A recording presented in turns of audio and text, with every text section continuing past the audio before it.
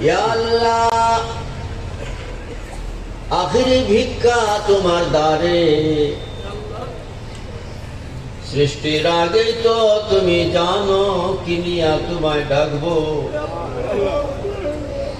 আমাদের তো সব কটা কথা বলার মতো ভাষা জ্ঞান নাই মাওলা, সব কটা কথা আমাদের উপস্থাপন করার মতো যোগ্যতা নাই। ইয়া আল্লাহ তুমি তো জানো অন্তর্যামী, আমাদের প্রত্যেকটা কল্যাণমুখী দিকগুলোকে তুমি কবুল করে নাও। অমঙ্গল দিক থেকে গুনাহের পথ থেকে, বিপদের পথ থেকে আমাদের সকলকে হেফাজত করিয়া লও।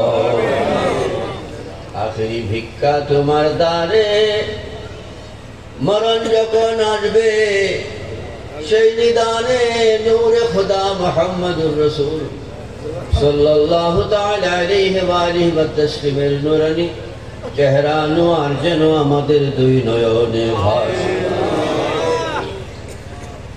ইয়া আল্লাহ এসেছে সবাই আহলে বাইতের জন্যে। আল্লাহ তুমি সাক্ষী, ফেরেশতারা সাক্ষী, আহলে বাইতের জন্য যারা কদম বাড়ায় তার বিনিময় তুমি দাও, আহলে বাইত দান করো। আহলে বাইতের জন্য যারা অগ্রসর হয়, আহলে বাইতের পথে মতে যারা থাকে তাদের জান্নাতে সুসংবাদ তুমি দিয়েছো।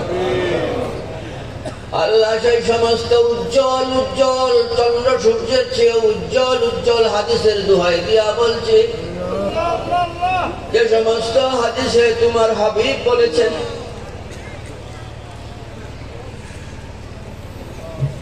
আহলে বাইতকে যারা মহব্বত করবে তারা জান্নাতি বেহেশতি। আহলে বাইতের নৌকায় যারা উঠেছে তারা মুক্তি পেয়েছে। মাওলা তোমার হাবিব ঘোষণা করেছে, সেই দাবির সূত্রে আমরা হাত তুলে ভিখারি হয়ে তোমার কাছে ভিক্ষা চাচ্ছি। মাওলা আমরা এখানে একত্রিত হয়েছি আহলে বাইতের জন্যে। আল্লাহ আমরা এখানে এসেছি আহলে বাইতের উদ্দেশ্যে। আল্লাহ আমাদের অবরাহাত অনিদ্রা প্রতিটা মুহূর্ত কেটেছে আহলে বাইতের মহব্বত। দোহাই তোমার যত জালাল রে, এই মজলিসে আমাদেরকে বেহেশতি না করিয়া উঠাইও না এই দরগা থেকে। বিনা হিসাবে জান্নাত দাও গো মাওলা মোদের, তোমার হাবিব ও আহলে বাইতের খাতিরে।